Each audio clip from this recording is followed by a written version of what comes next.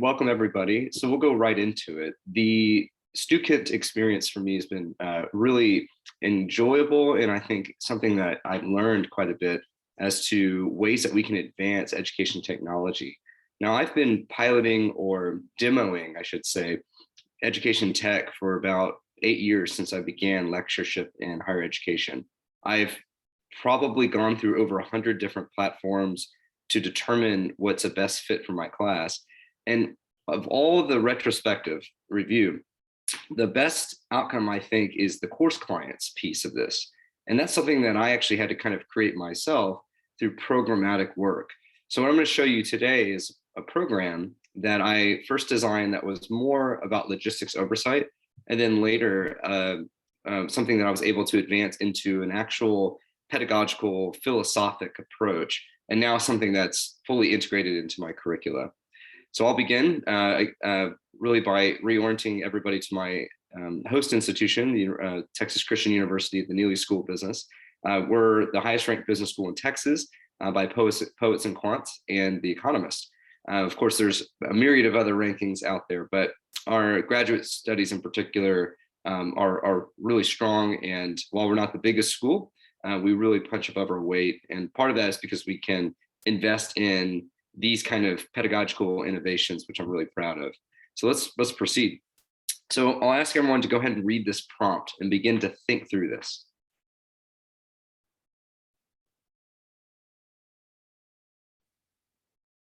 If you can, please, in the chat thread, go ahead and answer this question that comes to mind. Begin to participate in the deliberative process and the learning process of what we're doing.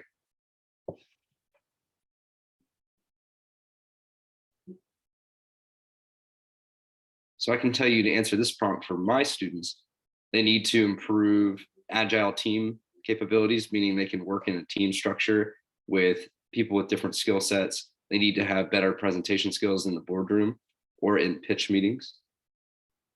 And it looks like our chat thread is open. I'm not seeing any chat responses, so go ahead and put in anything that comes to mind. Thank you, Garrett. Looks like working with others and thinking critically and more creatively. Good.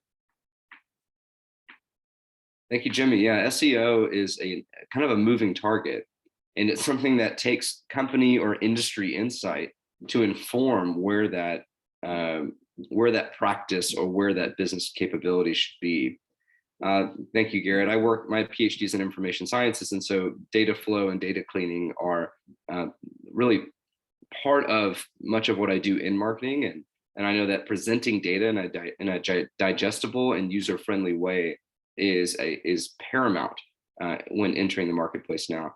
Thank you. And that segmentation for me is in a marketing context typically means understanding a demographic segment and aligning with them in such a way that it can enact the client funnel or a customer decision journey really good. And I agree, Darlene, professional presentation skills is just critical across the board, no matter their major. So I had the same question posed to you, and it began to stew in my mind. And I couldn't quite figure out how to realize the discipline-specific capabilities that I needed the students to ultimately own and have moving into the marketplace. So I began to take students to industry. But before that, I want us to continue to orient ourselves in the kind of pedagogical approach that it takes to really understand why I did it. So as the slide suggests, begin to brainstorm assignments that incorporate industry in the classroom, that would offer value to firms and propel student learning. This was ultimately the formula that could end the presentation, but instead I'm putting it at the very beginning, because it's these components that you offer value to the industry and then also propel learning for students. If you can realize those two major components, you're going to have something that the institution benefits from in strengthening your influencer community or your business relationships. And then your students are ultimately going to have an elevated outcome, and they'll be more market ready. They'll be able to ramp up quicker, which lowers training time for companies and ultimately increases their remuneration level, which helps the data flow for the university and their rankings position, and a myriad of other good outcomes. It's quite generative. So this is me teaching a large class. As you imagine, the kind of sage on a stage approach is the old traditional model. Now, I learned from, as you can see, many students with their head down in their laptop, hanging out on social media or other, that this just wasn't effective, no matter how much earnestness and zeal that I brought to pedagogy.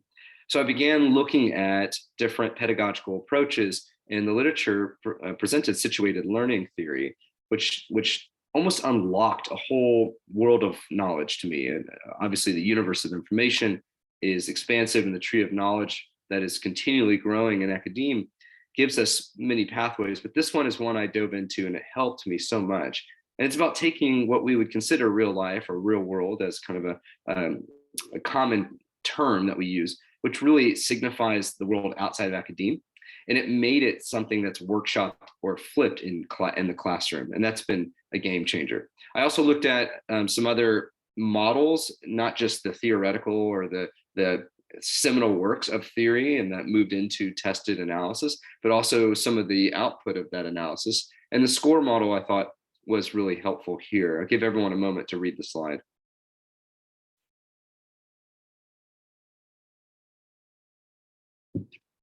The full model breakdown is in acronym form is here. I'll give everyone a moment to digest this.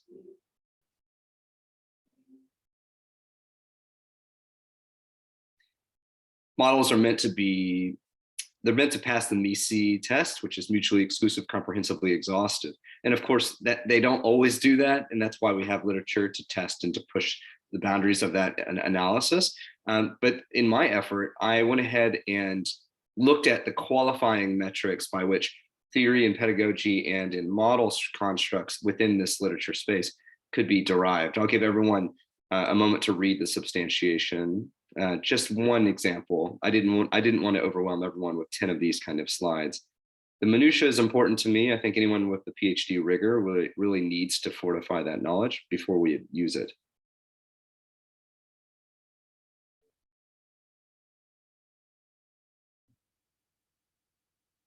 Now that we've all been oriented to the philosophical foundation, the seminal theory, so to speak, and really how the literature has extended into workshopping and applications with the SCORE model and others, I'd like to show you what I first did to begin bringing industry into the classroom and also students to industry. So I dove into specifically literature that involved immersion or experiential learning. The idea was, well, that a real organization and a real student could have real learning. I'll give everyone just a moment to read these two summations.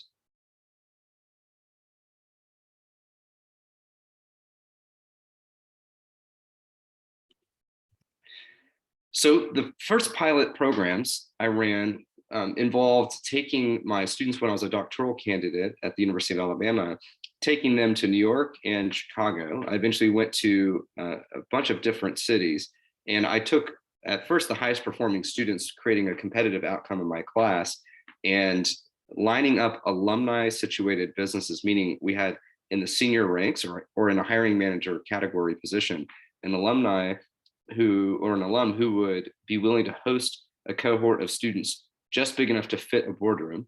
So it's usually 6 to 15 at most. And these meetings were phenomenal. They helped everyone come alive. So I'll show just a little video here in hopes that the audio works effectively. Oh, perhaps we're not going to get the video, and that's okay. There we go. Industry Immersion is a professional development program that takes some of our most motivated students to meet some of our most inspiring alumni in big city markets. You know, this is a once-in-a-lifetime experience. To be able to meet with individuals in our alumni networking circle, it's just one of those things that you can't put a price tag on. It gets people jobs. It's a fear that every college student has. You know, what am I gonna do? You know, where am I going after this? And Industry Immersion provides answers. It's totally molded to each individual. I mean, that's what lands people interviews from this. That's how people get internships from this, as opposed to anything else on campus. Relationships mean everything. If you go into a company having already met an executive or hiring manager, the likelihood of one being hired from that standpoint is way higher. Industry Immersion makes this happen by introducing those hiring managers and executives to the students who eventually could apply to those companies. meeting these people, going on these trips, doing, you know, like 20 meetings in 4 days, it's strenuous, it's not easy, but it gives you this energy because you know that it's your future. It gave me a lot of connections that'll help me get there in the future. We met with the EVP of Weber Shandwick when I went, and we email now, which is so cool. And how many people can say that they do that and have that connection? I have been following up with a connection that I made on my industry immersion trip in DC that led me to an interview that I actually have in the spring now. The connections that you gain from this trip is nothing like what you can have anywhere else or through any other opportunity that I've seen for college students. Not only do you gain networks from professionals into industry, but you also gain connections from people that are going on the trip with you. These same people are heading organizations, they're trying to start their own companies, they're just really self-starting, and now because of that experience, they trust me and the others around them to share these ideas and bounce them off and even recruit each other for future possibilities. There are soft skills that we focus on, like interpersonal communication, interview style, salary negotiation tactics, strategic networking tactics. But the soft skills to me and the soft skills in this program are often what drive people's career forward in a subtle way that most don't recognize. Being able to see what it takes going into the industry, I'm way more confident now in my professional skills, and I'm really ready to get in the industry and meet with people that are professional and that are of a higher caliber than me. Now that I went on these trips, I know that I have the skills that they want, and I can confidently go into interviews and be hire me. It honestly made me crazy enough to believe that I can do anything. Funny enough, through industry immersion, I was able to, to see what it took. So I work harder than I've ever worked my entire life. The way that I work and see things it's an opportunity now. I don't see much as a setback anymore. Industry immersion is a network. It's meant to empower everyone who's part of it so that the career trajectory that they enter are stronger and bigger than anything that they've seen in the marketplace.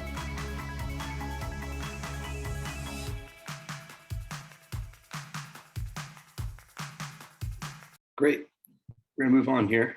So I'll walk us through the assessment approach, which is to ensure that we had the data input to improve the program and also ensure that the situated learning theory and its lessons were realized. So from top left here, student satisfaction was all of our survey measures were adapted from literature. So we had precedent and also a way to test or null hypotheses as needed. And that was really on our back end. And of course, this data flow is not generalizable. Our sample is quite small, but to the universe population of students, or at least the class, it was really helpful, almost informally, to ensure that in a more formal approach, if we wanted to nationalize a program like this, we could have, which was actually in discussion until COVID. And that meant beyond me getting a PhD and moving into Johns Hopkins, where I joined the business faculty, I was still in touch with the university about consulting and helping build a directorship. And it's a relationship in academia that I've built as a consultant, so to speak, in helping build programs like this because of the assessment.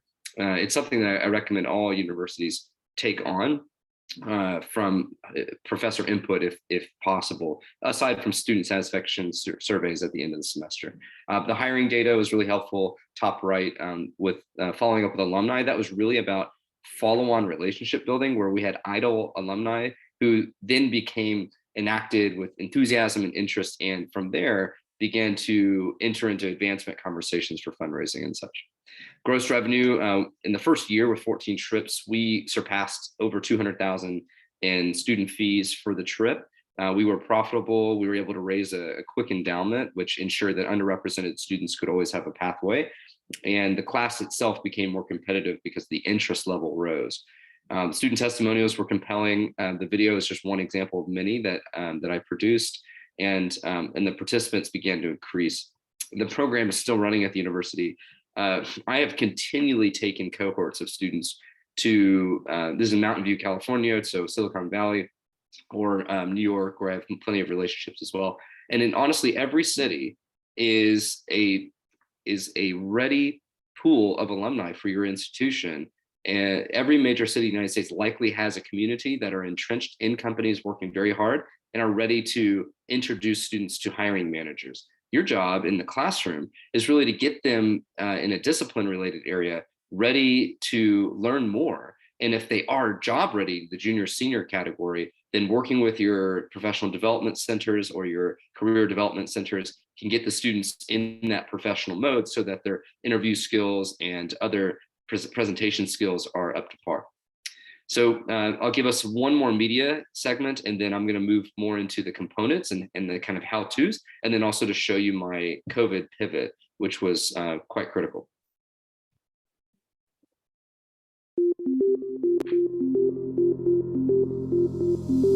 My first introduction to the industry immersion was a guest lecturer came into one of my classes and kind of said that, we're going on different trips, we're taking certain students, and we're really trying to connect them with cool new companies. So immediately I was interested, and what I did is I just followed up with the lecturer and asked a little bit more about it, got some more information. Eventually wound up choosing the San Francisco trip. So on my industry immersion trip, we looked at a lot of the Silicon Valley tech kind of companies, and we got to see companies like Google, SurveyMonkey, Yelp, Zynga, and all these kind of giants within the industry. I knew what I wanted to do, but I didn't really know how to get there and what that next step was. I went through the interview process with Google, I went through the interview process with Zynga, and we wouldn't have had those opportunities if it weren't for the industry immersion experience, absolutely. I was connected to the university relations person with Zynga, and I sent her a follow-up email after our trip and kind of said, here's my resume, I just graduated, I'll be looking to apply. And with that industry immersion experience, kind of being there, getting to shake her hand and meet her, she actually did push my resume through to a recruiter. And I was put in contact with the recruiter, got a phone call, did several phone interviews, and then was flown to Austin, Texas, and eventually wound up with a job working for Zynga as a product manager coming right out of school. I was the first one that they hired in 3 years. So if you're considering the industry immersion experience, the only thing that I would say is give it a shot. You don't really get the opportunity to meet these kind of talented peers anywhere else. The one thing that I will say that's important to everybody, no matter what, is your network. Having powerful people you know in position will help you to get to that next level. Whatever you're trying to do, knowing somebody who can help you get your foot in the door is the essential first step, and that's what industry immersion provides. Now as an alumni, I look forward to meeting future industry immersion participants. My name is Ryan Glosson, and roll tide. Within 12 months, Ryan was earning six figures. He's now well on his way. And he is one example of many that really moved me into faculty appointment, first at Johns Hopkins and eventually into dual appointment at New York University, which was really fun coming home and becoming a colleague of the very professors that were once giving me tutelage when I was entering private equity and working as a student, as a graduate student 10 years prior. So I continued to take students to industry, particularly in New York. On the right, you'll see the glowing man is Anderson Cooper and my students who are gushing over him. And what happened is I began to interface with some of the more compelling hiring managers and executive ranks in leading companies, whether it was in a media space or in another marketing industry specific firm, so in the agency space.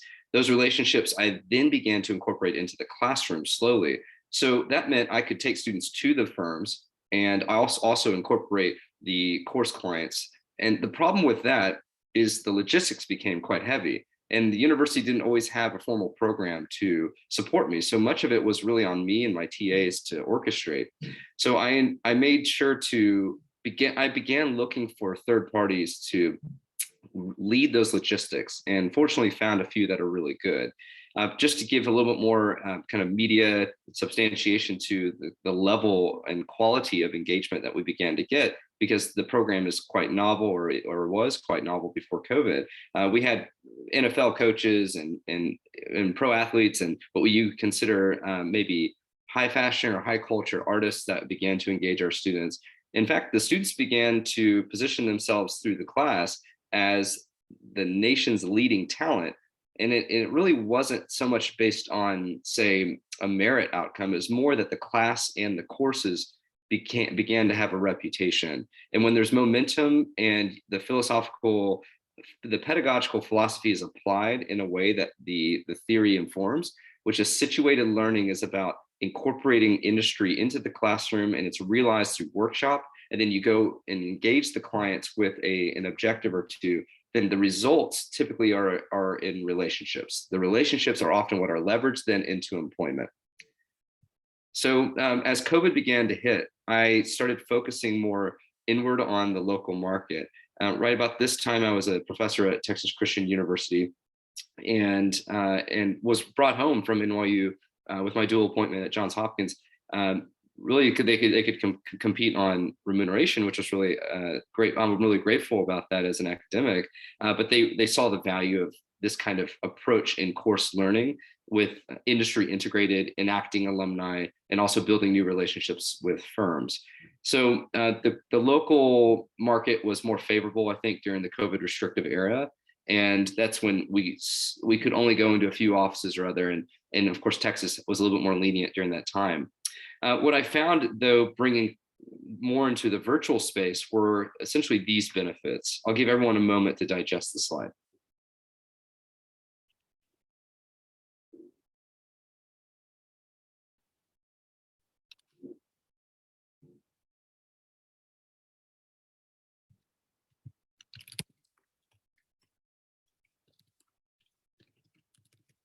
Okay. So one of the mentions of bringing a contract to the university that can help oversee logistics for procuring course clients and then overseeing the course client scheduling and also curriculum building is the Austral group. They've been very helpful, and it's one partner I've been working with for the last 2 years. Though I still continue to engage education technology in different platforms. I try to demo at least one edutech platform a week. So I'm talking about, if I can do it right, typically 40 to 60 technologies a year. And since 2014, I've now seen so many that I can identify problems and recurring issues, and of course the anomalous case of something that could really work and be very, very successful. And the Austral group is good on the customer relationship piece of this, in that if I have a problem, I have someone to call. They often fly someone to campus once a year or once a semester to really see the course clients in action. I had a semester just concluded in the spring with 265 students, 3 sections. So each section had almost 80 students or so. And each class had 5 course clients. So that's 15 companies. And that took a ton of moving parts, but I only had 2 TAs.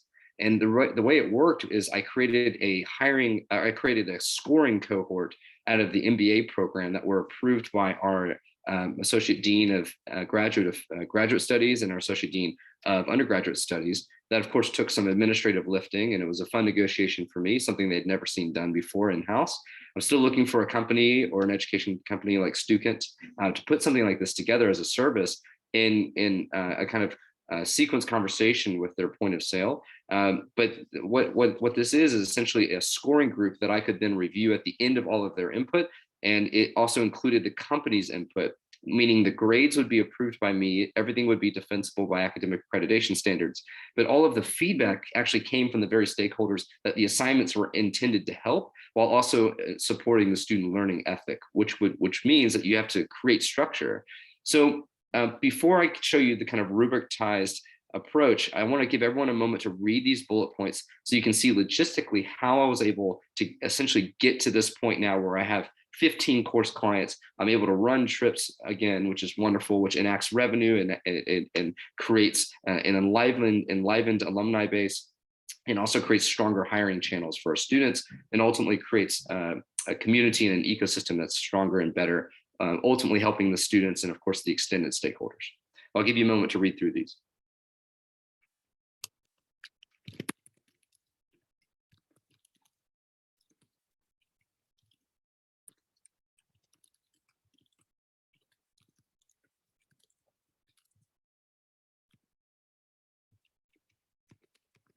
All right.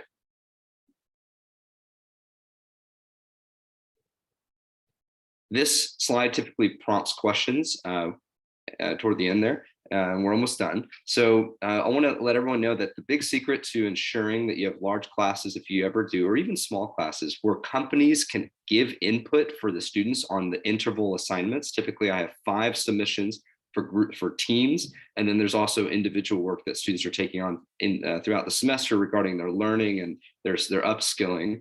And almost every class is flipped, where they're looking at information from, say, something like deep tech or data flow, or in a marketing context, it could be something about message market fit, or maybe brand alignment or other. And those quizzes are typically run through the Student platform. They're learning in sequence with our coursework that is involving the course clients. So sometimes I have to move them to chapter 4 before chapter 2. So the best part about Stuken is that you can move people through chapters that are relevant most to the class and what the class objectives are, and not necessarily lose your place, because you can see when modules have been completed, or when quizzes have been completed, when video cases have been completed. Those are typically the individual assignments for us. Now, the group work is typically where the rubricized approach takes place. That gives the companies opportunity to give input, and it allows me to more easily sign off on the scoring if and make sure that none of the companies or any of the scoring team that had been built out of the MBA cohort are making sure they're not too punitive. So I highly recommend rubrics. Of course, I can also consult and help courses design those as well, though typically every university has their own instructional design personnel in-house within the institution. So you should really lean on those resources if you can. Now, the last piece of advice I can give for ensuring that your course client work with the situated learning theory realized is that you give students a ton of industry resources, more than they need in class, so that they continue to use the class's content beyond the class. So I built these extensive databases and agency reference lists and book recommendations, and I have now these repositories, so to speak, that my colleagues are using, which has also created a kind of peer confidence, so to speak, within academia, or the faculty interest beyond the student interest and the student buzz. I don't know if anyone's experienced this, but among some of my more legendary research colleagues, they are so reverent about their work in contributing to the tree of knowledge, which I deeply respect, that they sometimes are skeptical of professors who have a buzz about their pedagogy. And it's just a bit of a cultural schism that we've experienced probably for 200-300 years in academia, and it persists. But when you give something that helps them and helps the department, or even helps just the entire institution with resource lists like this, it shows immersion, it shows care, and it ultimately gives a kind of collaborative or collegial love to the space in which we care about so much, which is pedagogy, and then ultimately the personnel involved, which are our colleagues. So here's an example of one database list that I show students at the beginning of the semester, and we walk through each of these as one of our workshop. And I have teams report on how they engaged it, what they got out of each database. Our databases are piloted through the library resources. Not everyone has every one of these available at the institutional level. I advocate quite intensely, so to speak, to our institution to ensure that we have at least a 1 month or 30-day trial for each of these. And it has actually led to new relationships with the institution and these companies or these databases that are run oftentimes by either a centralized cohort or a kind of consensus-driven decentralized cohort, like you'd see, say, in Wikipedia or other, where you have kind of the lead godfathers or godmothers of voting protocols that allow people access to editing or other kind of dashboards. And now students are working with and learning from the same databases that the industry hiring firms or the hiring channels require them to know. But typically in other institutions, they won't have access. So the very thing that they're supposed to know, they typically are limited to know. And now we have that access, which gives us a hiring advantage, which has been really great. Now, in my industry in particular, and many of you are probably situated with me in marketing, we have an explosion of technology, which has created a challenge for students. And in learning how to engage databases, I've also taught them how to demo technology. And that's, as I mentioned, something that I do with education tech every week. And I operate in other spaces too, like investing or other. And so I'm looking at pitch decks, I'm looking at new tech, I'm looking at the emerging market constantly.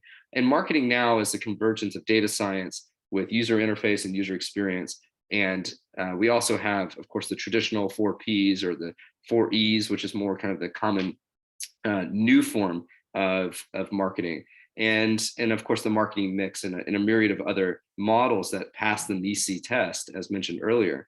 And with the kind of traditionalism or the kind of Madison Ave legacy, moving into this more programmatic and heavy data sequencing experience, students almost feel like marketing doesn't make sense or is overwhelming until they play with the tech, until they play with the platforms, until they really work with a client where they can consult in a marketing context and see how this works. And then if they want to run a campaign, they can go right into internship or right into their early entry job, which has been really exciting to see when students take their project from the class, get hired into a position with the company and get to enact the very thing that they researched along the way. This is the marketing stack that my students and I built in one of my classes last semester. This was also informed by two sources that gave us the nudges, so to speak, Intercom and Marketo. I think for 2022, we're going to see some new recommendations coming up in the fall. And then, of course, 2023 and 24, you're going to see entirely new technology. What this really is meant to show you is the amount of engagement platforms, dashboards, CRMs, and data engines, programmatic marketing positioning tools, and other design and other assets within the marketing space that are enabling our students to become more agile, all of which are workshopped in class with the client prompts and graded by a scoring team, giving me the bandwidth to coach and advise students along the way. It's been an absolute blast taking on course clients. I've learned a ton from going to different cities with student cohorts, and now mostly focusing on the classroom experience and allowing some of the graduate students or my colleagues to take the trips after the class ends, which then enables me to go back into consulting and strengthen that network, keep touching alumni, and of course, engage incredible companies like Stukent. I'm grateful to be here, y'all. I have some time for questions. I'm going to stop sharing my slide. And then if I can, I'll get a chance to go back into the chat thread at the end and address any questions. I know real quick, Stu, if you're still here, it's great to have you in. He asked what tips could be offered to help procure clients for the class.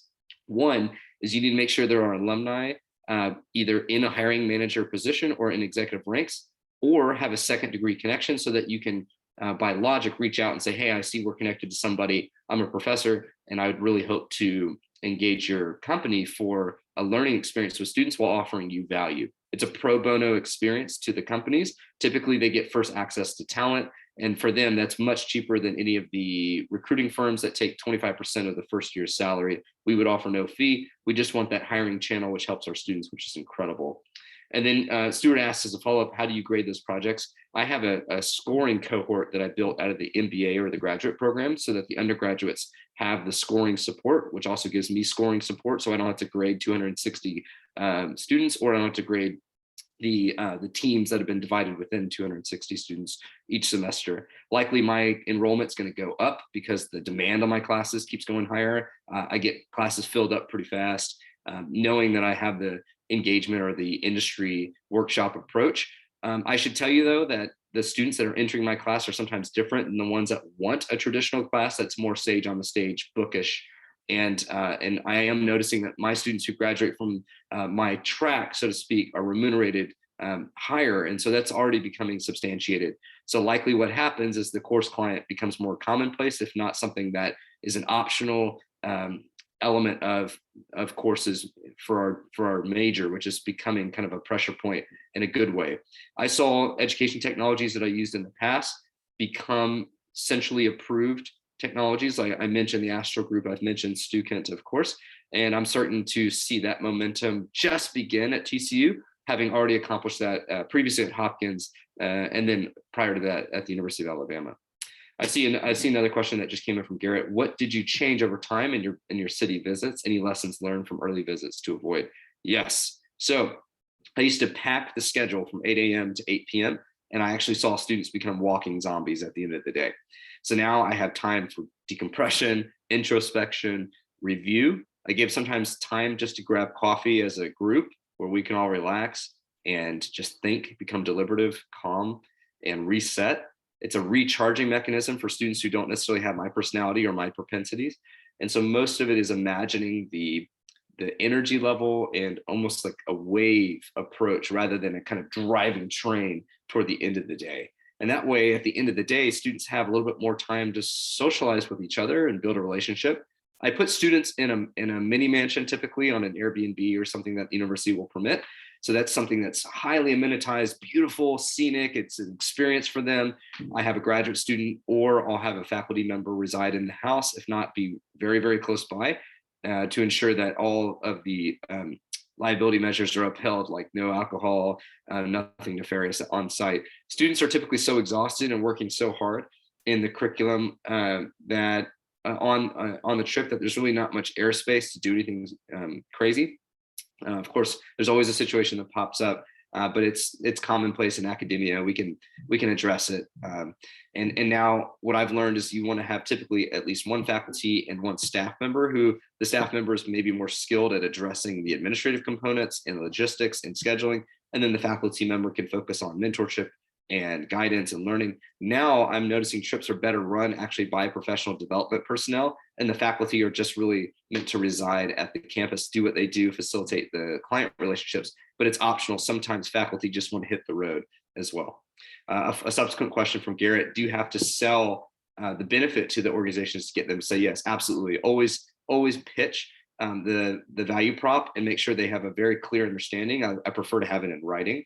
And then for the students, you typically want to promote to them in media with flyers and videos, like I showed you as an example earlier, and then ensure that the students as a community understand what's going on as a course, and that this is about learning. It's about increasing your earnings potential. It's about learning and engaging software or engaging client work that is very specific to the job that you would do if you followed this career path as specific to the class.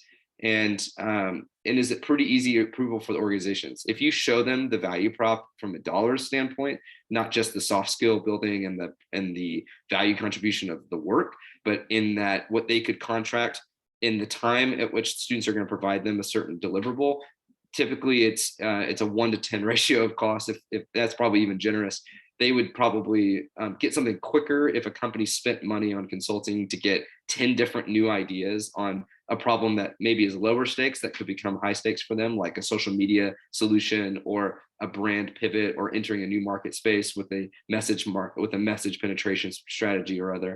And then in the cost factor, typically in a consulting rate for them is going to be 10x what the students provide, which is ultimately free. Is this the time expense is really where the cost factor hits, because it's slow for a semester to play out. Annette asks, is this a specific industry immersion course in the program, or is it incorporated within an established marketing course? I now have course clients in every course I teach, whether it's product innovation at the undergraduate level, or maybe it's going to be data analytics and data science course curricula at the graduate level. I also teach a marketing management class, which is really what this specifically focused on, this presentation here. So I now have course clients incorporated across the board in my curricula. That's kind of how I'm known, perhaps within my colleagues, within my cohort, my faculty cohort. And I'm actually entrusted as faculty lead often to choose education technology or to choose curriculum design templates or approaches for how we can take on instructional design. Of course, faculty still do their own thing. Every PhD lives on an island, but I can give guidance in a way as kind of maybe a millennial PhD who understands and can still maybe feel the generation 20 years younger rather than 50 years younger or other. The established generation paved the path for me to be in academia, so I'm grateful, I'm reverent, I'm respectful, but I also have ideas that challenge some of the ineffective or stagnant approaches to pedagogy. And I think StuKent is a partner in that and has really shown how they can incorporate media and agility to meet the new marketplace. And so that's part of why I'm here and part of why I use StuKent.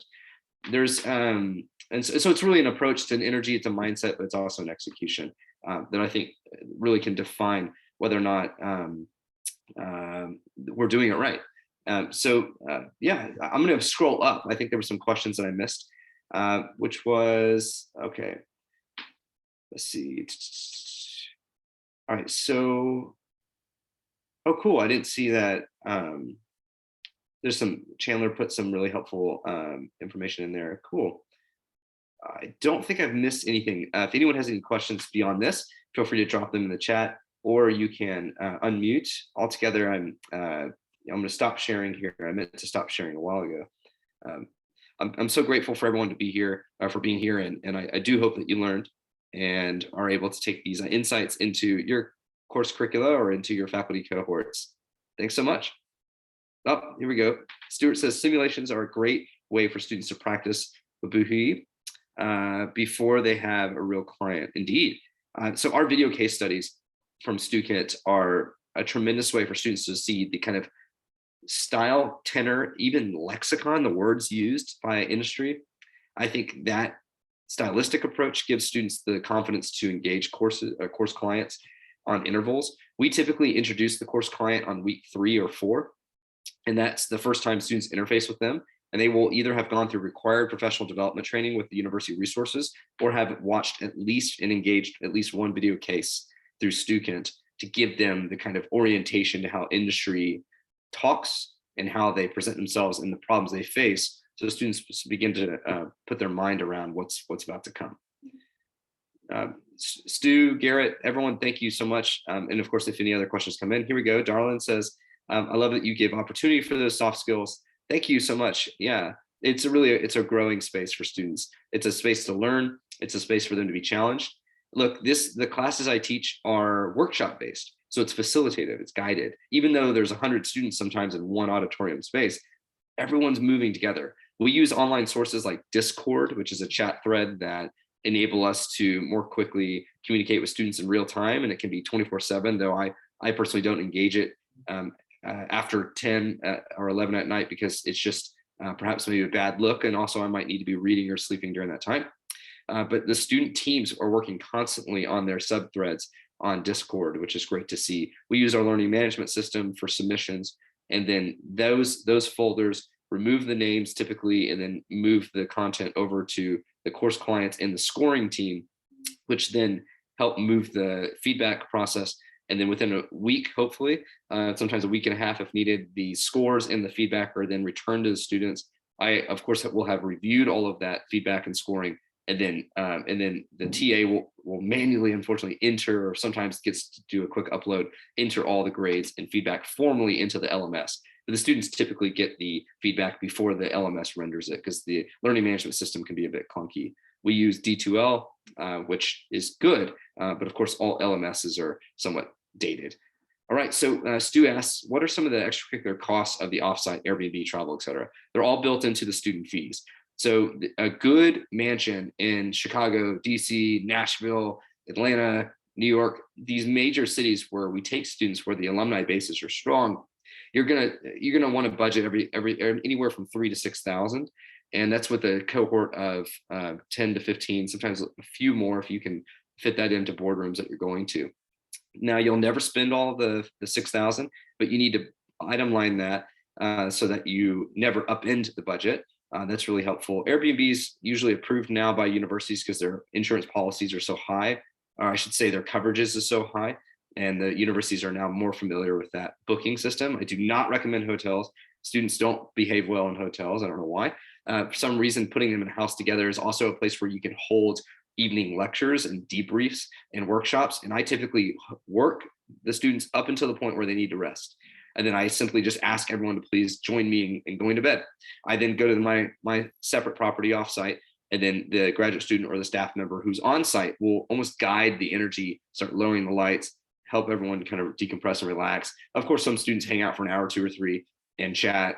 They're somewhat indefatigable, so they'll be up ready to go in the morning no matter what. And then in the morning, I just make sure that we have plenty of fruit and coffee, though they're going to get plenty of those things in board meetings throughout the day from companies who are quite generous. You'll notice with swag that they'll give shirts and duffel bags and things like that. I always tell students to pack empty space for those things they'll take home. And of course, they're given tons of coffee and food along the way. All right, so for the affordable or private school demographic, I recommend before you begin anything, you price in an allocation that can support underrepresented students from different socioeconomic positions. We also prioritize students who are underrepresented by not just persona and identity or identity markers and community markers, but also by major. Sometimes we want students who are outside the marketing major or outside a particular major, depending on the program I've consulted to help institute, so that they can have a different kind of thought process or agile teaming simulation, either in the class or in the trip if they're going to run a project on the trip. Annette says, I may have missed it. How long are the trips? Trips are typically 1 week.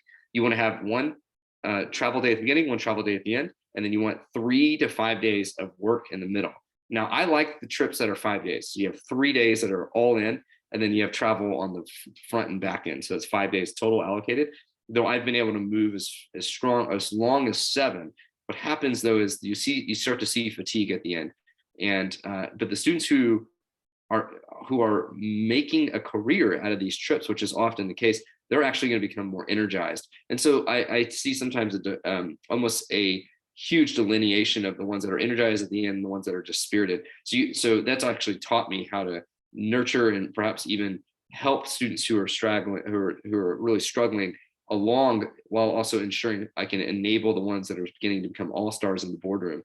And that's something that will take a little bit of experience, maybe even some coaching that I could provide or other. But the 5-day trips are optimal. Everyone seems to come in at the finish line really strong on those. Great. We're at 10:47. We might be 2 minutes over. Darlin, I should probably turn it back to you.